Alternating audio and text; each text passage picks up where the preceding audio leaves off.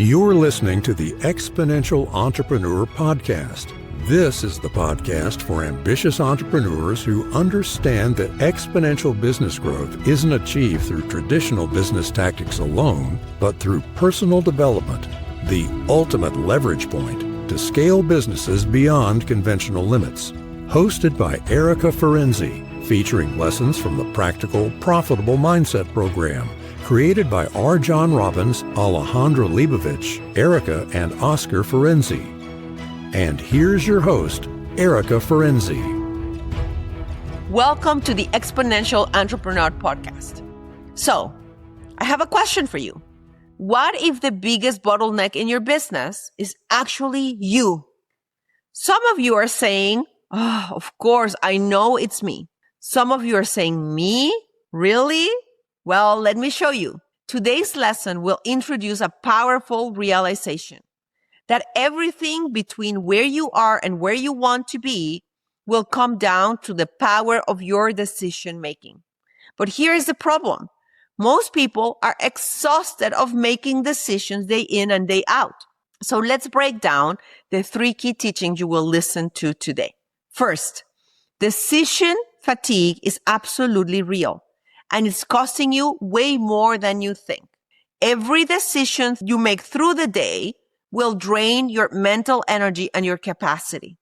It is not just about big decisions, but also the small ones. What do I eat? What do I want to drink? Where do I want to go? Every single moment of the day, we're making decisions. And over time, this will lead to poor choices, avoidance, and burnout. Second, control is not power. It's a trap. Trying to do everything yourself might seem productive and even feel easier in the moment, but it is actually one of the fastest ways to limit your growth, because control or trying to control will create overload in you, and overload will destroy your ability to make high quality decisions. Third, delegation is the path to freedom and growth. This lesson will challenge you to delegate at least one responsibility every single day. Not tasks, but decisions, responsibility. When done correctly, delegation will free up your mental energy so you can focus on what truly moves the business forward. Because success isn't about doing more, success is about deciding better. So today you're going to hear from RJon Robins, one of the 4 co-creators of the Practical, Profitable Mindset program, on the power of delegation and decision-making. Let's listen. All that stands between you and all that you have in your life today, and all you want to have in your life to displace anything you have in your life today, are your decisions. The only thing standing between all you have in your life today and anything you'd want to have in your life tomorrow or today are your decisions. Every single morning you wake up and you have an opportunity to make a different decision. Every minute of every day, you have an opportunity to make a different decision. There's not one thing really stopping you from changing anything or everything you want about your business any day you want to. This is the great thing about being an entrepreneur. This is the great thing about being the owner of the business. You can make a decision anytime you want. And if you say, well, it's inconvenient, well, that's a decision to allow convenience to be more important to you than the effect of making a different decision. You can say, well, it's too embarrassing. Well, that's a decision you make to allow your feelings about what other people are going to think about you to dictate your decisions. You can say, oh, well, I have commitments I have to honor. I'm not saying that you should make decisions that dishonor any of your commitments. I personally think you should honor your commitments, but people do it all the time. People wake up, change their mind, make a different decision, and blow off all their commitments. Again, I'm not trying to say you should make decisions that dishonor your commitments. I'm just trying to point out to you that you have a lot more power to make changes in your life than most people give themselves credit for. Okay. It all comes down to the decisions you make. The license plate on my car is DCIDE, decide, because the decision always has to come first. People always talk about, well, I don't have enough money to buy the car that I want to buy or lease the car that I want to buy. Well, you don't need the money to buy the car. You don't need the regular, consistent income to lease the car until you've made the decision that yes or yes, that's the car I'm getting. People say, oh, I would love to live in a better house. I just don't have the money, or I don't have the income or the down payment to live in a better house. Well, you don't need the money until you've made the decision that yes or yes, I am going to be living in that house by this date. Yes or yes, I'm making it happen. Oh, well, I can't take off for 30 consecutive days with emergency access only and have confidence while I'm away that my business isn't going to implode. Well, you don't need to have a business that can work for you with 30 consecutive days off with emergency access only that gives you reasonable confidence that you can be away and that the whole thing won't implode while you're gone. You don't need that until you made the decision that yes or yes, that's what you're going to do. The point is, it all comes down to making decisions. And most people make excuses instead of making decisions. I don't want that to be you anymore. All right, let's talk about decisions. There is a real thing called decision fatigue. I'm going to read to you some things. Decision fatigue is the idea that after making many decisions, a person's ability to make additional decisions becomes worse. The psychological effects of decision fatigue can vary, potentially leading to difficulty making the right decisions, impulse buying, and other avoidance behavior. There may be some ways to combat decision fatigue or limit the decisions a person needs to make to reduce the stress associated with decision making. Decision fatigue is a psychological phenomenon surrounding a person's ability or capacity to make decisions. It is also called ego depletion.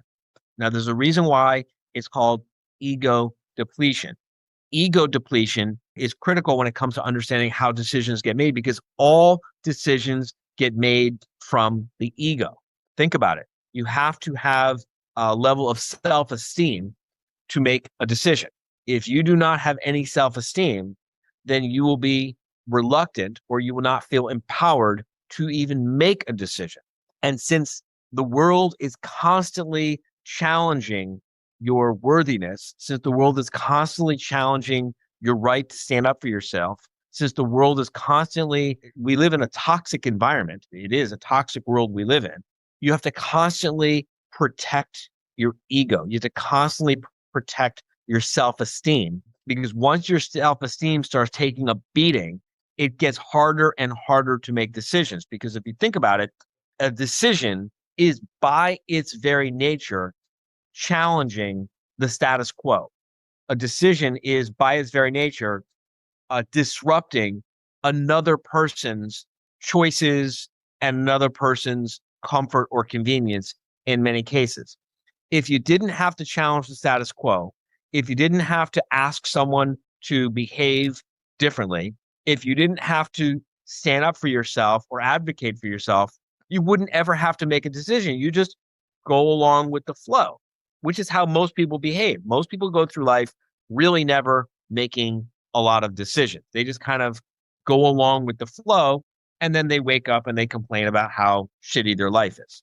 Now, many experts, I have to just give you full disclaimer here, or full disclosure, many experts do not believe that there is such a thing as decision fatigue. They say, well, they have difficulty measuring it. They have difficulty conducting experiments to manage. Listen, I'm going to tell you, the ivory tower, white glove, egghead theorists who question whether there is such a thing as decision fatigue, they've never run a business. Every one of us who has run a business, we know intuitively, we know instantly We know from our own experience that decision fatigue is a real thing. Okay, a little practical, profitable tip for you.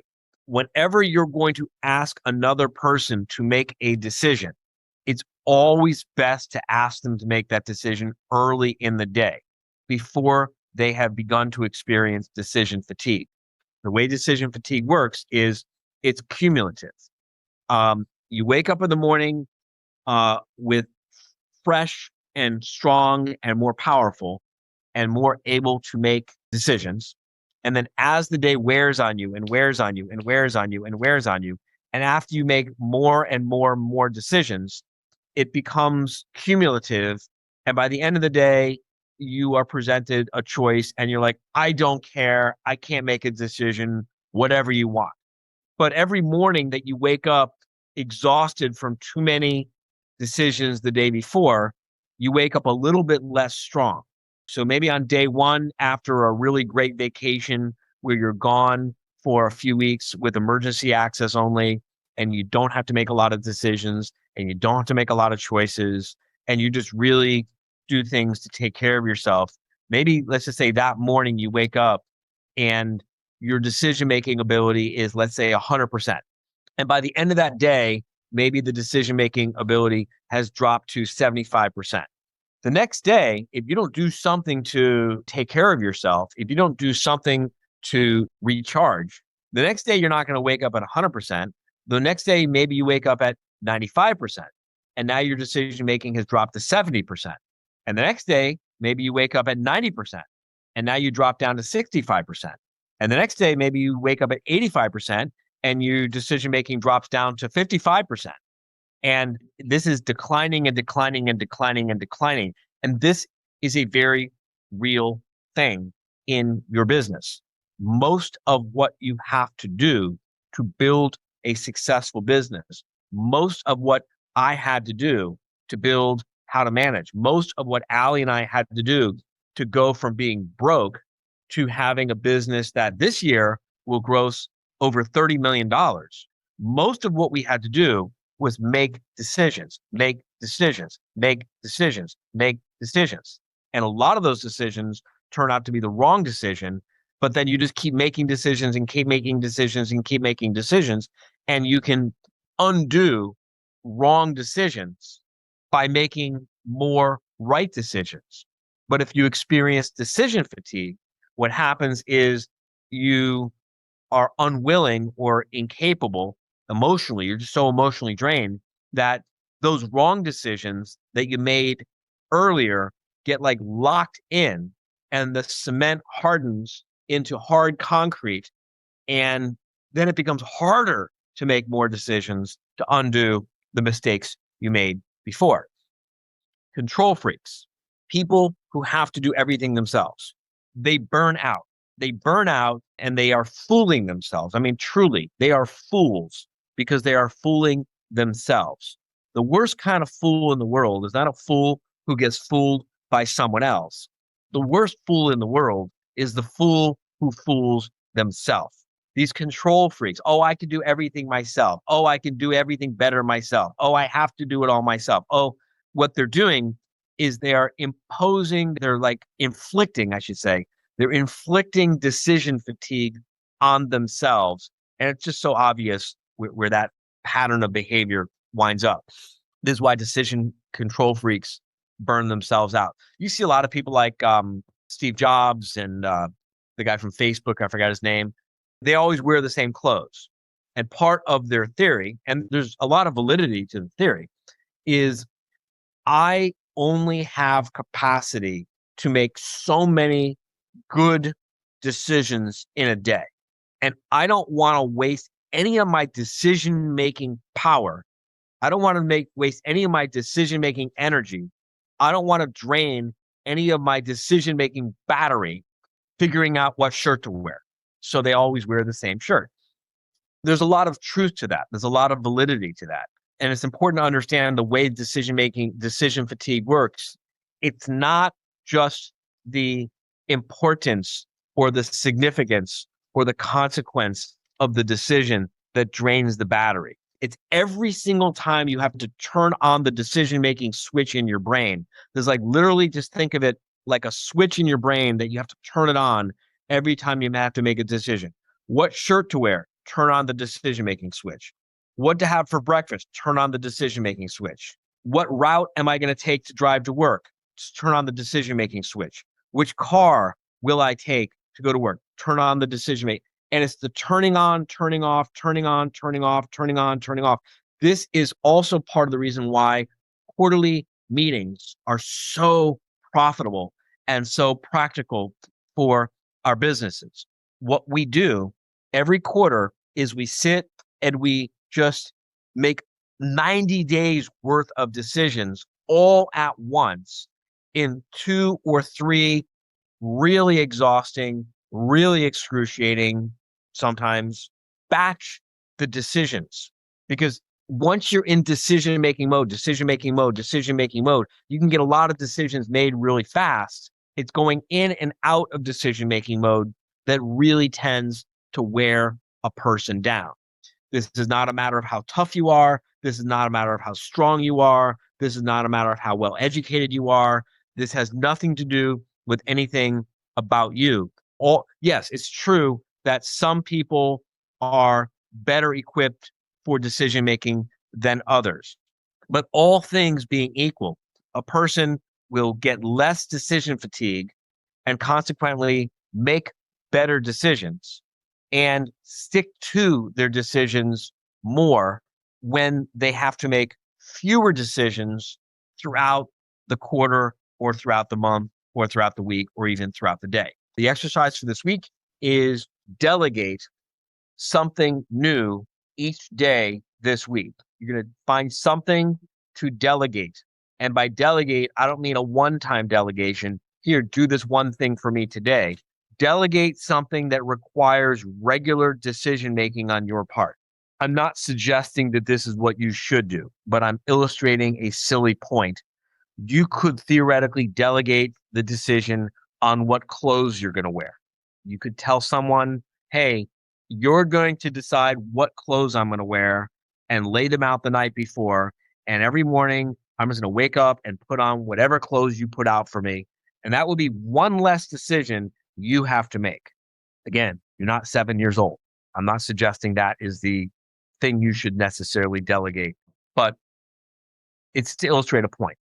Every day this week, I want you to find something that you can permanently delegate.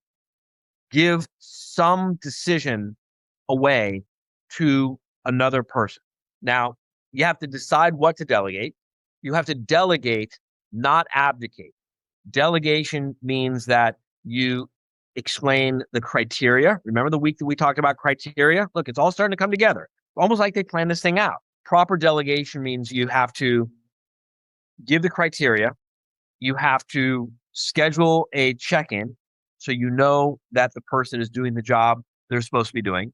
And you have to empower the person to make the decision that they think is the right decision. As long as they use the right criteria, you don't get to complain. You don't get to criticize. You can give them constructive feedback. You can say, listen, I gave you the criteria that you're supposed to pick clothing that's comfortable for me and that looks professional. I see based on what you chose that I need to be more clear on my criteria. Let me now take another run at describing and improving and clarifying my criteria. By comfortable, I mean blah, blah, blah, blah, blah. By professional, here are some pictures and here are some examples of what professional looks like. And now that I have delegated this to you and I see what you came up with, I realize I need to add more to the criteria. You're allowed to amend, you're allowed to change, you're allowed to improve upon the criteria. That's fine. Don't get your ego all, tied up in a knot with, oh my God, I never delegated this before and I gave this person criteria and they screwed the whole thing up because they followed my criteria, but it turns out my criteria wasn't very good criteria. And now what am I going to do? Tell them that it's a different criteria? Yes, that's exactly what you do. That's called being a grown-up. You learn, you grow, you improve. So you're going to delegate You're going to pick one thing to delegate each day this week so that by the end of this week, you will have delegated 7 things in your life to someone else. You can automate it. First of all, if you can automate it, automate it. There's certain things you don't even have to delegate. You can just automate. An example of automation is always wearing the same clothes every day. That's an automation. Automation does not require technology. Automation means you do it automatically without even having to stop and think about it. My breakfast routine is automated. I don't have a robot who makes the breakfast for me. I don't have a chef who makes the breakfast for me. I actually enjoy making my own breakfast when I'm home, but I've automated the breakfast making process because I always make the same thing. I'm very, very, very predictable when it comes to my breakfast. It's automated. Some people wear the same clothes every day. I have the same breakfast every day. Number one, see we can automate. That's not what this exercise is about. This exercise is not about automating things. Don't try to turn this into something that it's not. This exercise is really, truly about delegation. Find something to delegate every day this week. But just so you know, the general approach is first we look at things that we're doing that take up our time, our energy, our attention, and we look for ways we can automate it.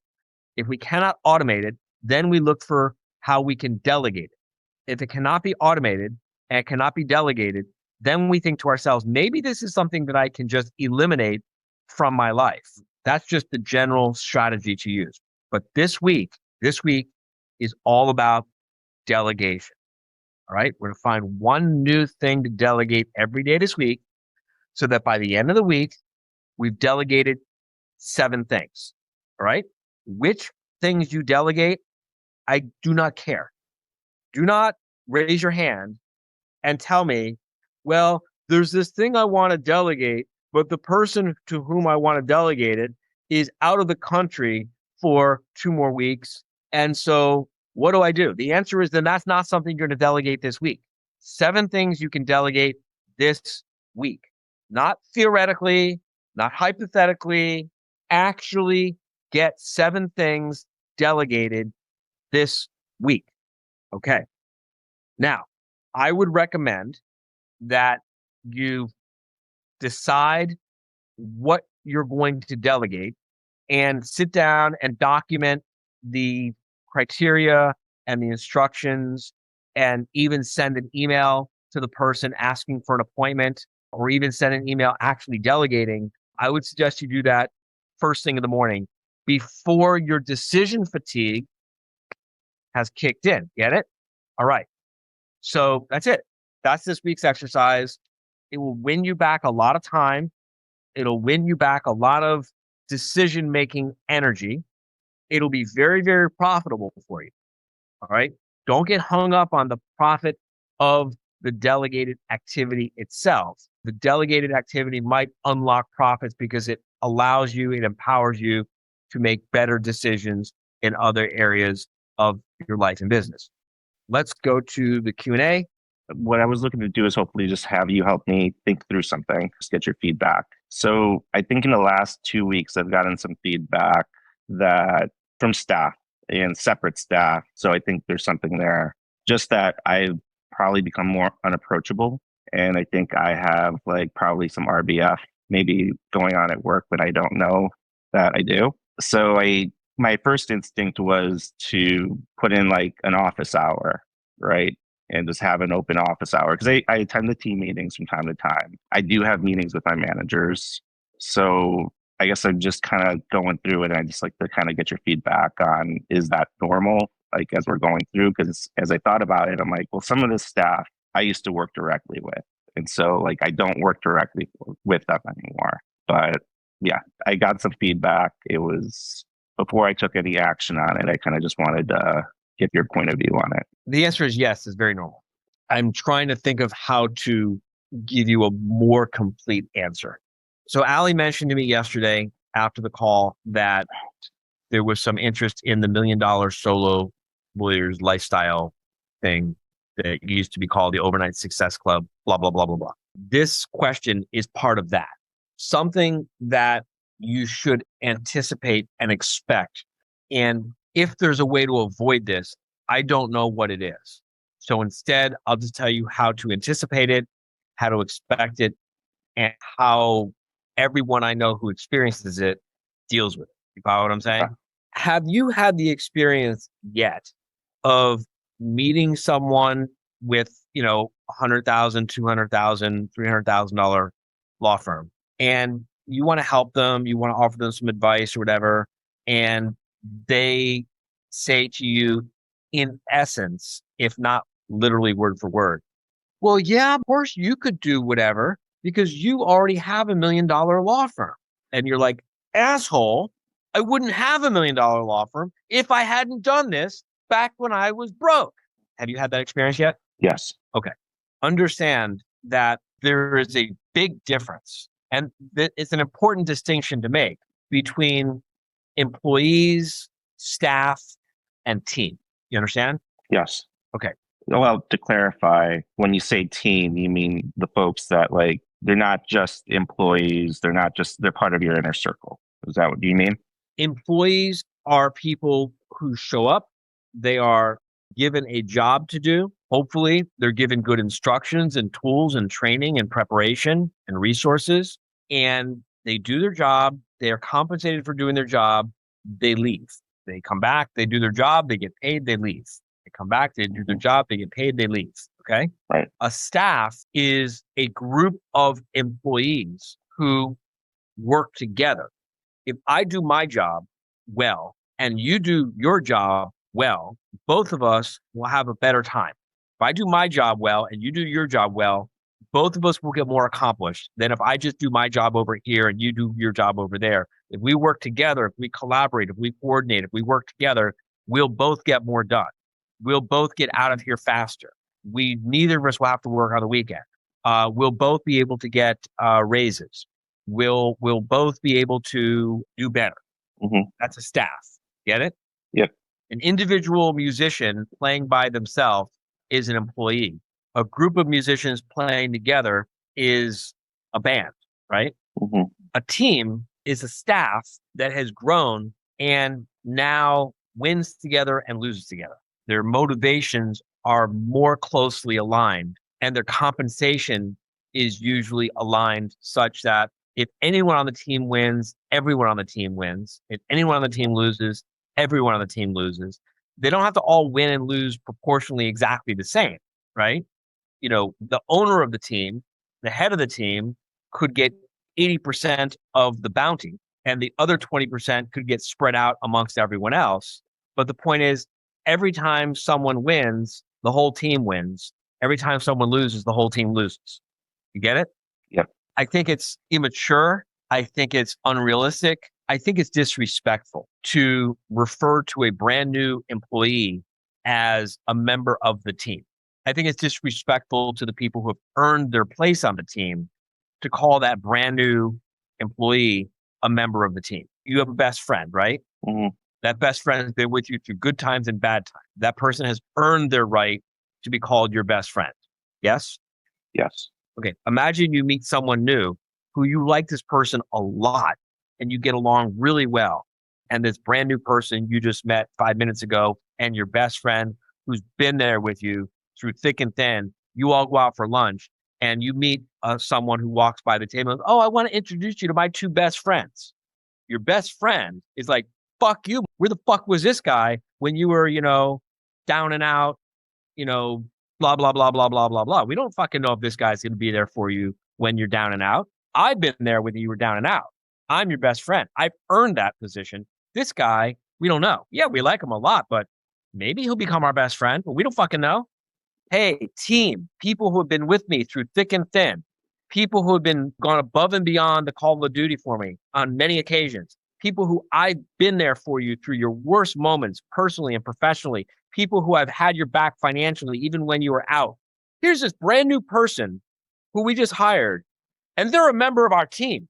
No, they're not. All right, I digress. The point I'm getting at is as your business grows, it's just the nature of having more and more employees. Because one person can really only actually manage and directly have maybe about 5 or 7 direct reports. Like 7 direct reports is about the most that anyone can really manage without going crazy. Right? Well, if I've got 7 employees, maybe they all report to me. If I've got 14 employees, then I better have 16 employees because I got to have 2 who report direct to me and 7 who report to each of them.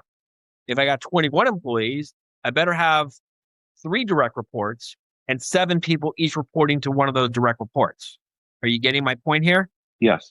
I can say anything. And I believe that Stephanie and Oscar and Erica and Renee and Sherry are going to give me the benefit of the doubt because they know who I am, because they work with me directly, closely. You follow what I'm saying? Yes. The person that Oscar supervises, they don't know me that well. They don't know what I'm really all about. You know what I'm saying? And so there tends to be more and more distance between you at the top and the rest of the organization, the bigger the organization becomes, just by virtue of the fact that they're just not going to have as much interaction with you. Are you understanding what I'm saying? Yeah, I understand. They're not there when you make a funny joke and they see that you actually have a sense of humor. They're not going to be there when you get a piece of bad news and it visibly hurts you and they see that you're a human being. They're not going to be there when you are staring at the ceiling thinking, oh my God, what are we going to do? What are we going to do? What are we going to do? And then you figure it out and they figure out and they see that you are a human being. Yeah. They only see you from a distance and then more of a distance and then more of a distance and then more of a distance. And the more distant they see you, the more those imperfections get blurred and eventually they can't see them at all. And then they start to see you as like, ah, and then you're unapproachable because they don't see you as being a regular person. Now, to some extent, that's inevitable. And to some extent, I would even argue that's desirable. But you can't make jokes with someone who doesn't work with you on a daily basis the same way you can make jokes with someone who is there in your inner circle day in and day out. They don't know you. Are you getting what I'm saying? No, I get it. And I mean, part of it, I looked at it and I just like, this is normal because I don't work with them. I think the concern that I have is like also I don't want to be in the ivory tower or just tunnel vision. Well, because I'm only working with the managers, right? And when so you say then, you don't want to be in the ivory tower or the tunnel vision, I said why when you said ivory tower and then you said tunnel vision. And I think you might have answered my question, but I want to be sure. What do you mean by this? What is it you want to avoid specifically? the feedback that you get from the front line can be helpful in decisions that I make, as the head of the firm. That's where you have data. Give me an example of feedback you think you need from the front lines that you can't get from data. I'm not saying there aren't examples. I'm just asking you to give me an example. So one of the things that right now that the younger staff, I think, are dealing with is that they're internalizing a lot of what the clients are doing, right? Or saying to them. Like when they say something really great about them, they believe it. And then when the clients call in and they're pissed at the government, and instead of being like angry really at the government, they try and, they take it out on us because they're upset that their case is taking forever. And then the staff's internalizing. Staff takes compliments personally, and so they also take insults personally too. Got it. And that's what I've been trying to train them not to do. And like, I don't know where you would get that on a data board. So what you need to do is you need to train the managers of the staff. If your junior employees don't have that internalized, don't understand that, it's because their manager and the supervisors don't understand it and haven't got it internalized. So you will do firm-wide training on this, and they will hear messages a certain way because it's coming from you up here. Mm-hmm. But on a day-to-day basis, it better be coming from their direct supervisor too. Their direct supervisor can't just say, well, we'll do all that. And I could just worry about the technical work. No. That's not what being a leader is. That's not what being a manager is. I mean, we just got back from the management workshop, so everyone's got their one-on-ones set this month. So we're going to cover that. I was giving you an example of something that like, okay, what can you not quantify from the data? And that I kind of just learned offhand from talking to someone else. Right. The question was not meant to be a rhetorical one. As I said, there are examples. I just want to make sure that we were talking about something specific. Okay. What will happen if you get a report that a junior person is having this problem? If you come down from the top of the mountain to go see that junior person, to give that person some one-on-one coaching, what you'll probably do is scare the shit out of them and they'll quit. Yes. And that's what I'm doing. What you need to do, you need the managers to be soliciting feedback from the junior people. And then the managers need to be sharing that feedback back up to you. And then you need to be giving, quote unquote, state of the union addresses that address all the feedback you're getting from the bottom of the pyramid, so to speak. And then your managers have to go to their direct reports and say, so we just heard a pretty interesting talk about not taking things personally. What do you think about it, Sally? What do you think about it, Mary? What do you think about it, Bob? What do you think about it, Dave? What do you think about it, Pat? Yeah. The middle has to be the ones doing that at the bottom. You set the message, you set the tone, and then it's up to the direct managers to be making sure that each individual person gets it in language that they understand. Yeah, absolutely. Thank you. Figure out what you're going to delegate today. What are you going to delegate today? Today, we're going to delegate those conversations with the frontline staff to the managers. And so I'm going to check in with them as to, we have a system. So I'm going to make sure we're all using the system that we learned. Okay, good. Go delegate. Go forth and delegate. Welcome back. As we wrap up this lesson, one truth becomes undeniable. You can't scale your business if you're stuck making every single decision. Let's revisit the top 3 takeaways. First, decision fatigue will slow you down if you let it. The more decisions you hold on to, the more your effectiveness will decline. And over time, even the right decisions will be very hard to make. Don't do that. Number 2, delegation requires intentionality, not abandonment. This isn't about handing things off blindly and hoping and praying that they're going to work. It is about setting clear criteria, empowering other people so they can be successful at what you're asking them to do, and refining the processes as you go. Delegation done right builds capability, not chaos. Third, small shifts create massive leverage. Delegating just one thing a day may seem too simple for you right now, but I promise you, over a week, that is 7 decisions off your plate. Over time, that will compound into more focus, more clarity, and definitely better outcomes. This is an opportunity in front of you, knocking the door. Start letting go of what does not require you to get done. Because when you free your time and energy, you will unlock your true potential as a leader. And that is exactly what we do here at the Exponential Entrepreneur Podcast. And now is going to be your turn to take action. Here is to your exponential growth. For now, stay healthy, stay hungry, and stay focused, and we will see you next time. Thank you for listening to the Exponential Entrepreneur Podcast. We encourage you to take action on it today. Share what you've learned with another entrepreneur. Sign up for our newsletter to get bonus content you won't get anywhere else at exponentialentrepreneur.com, and subscribe to the Exponential Entrepreneur Podcast to receive the next episode. Until next time, keep breaking through limiting beliefs and growing exponentially.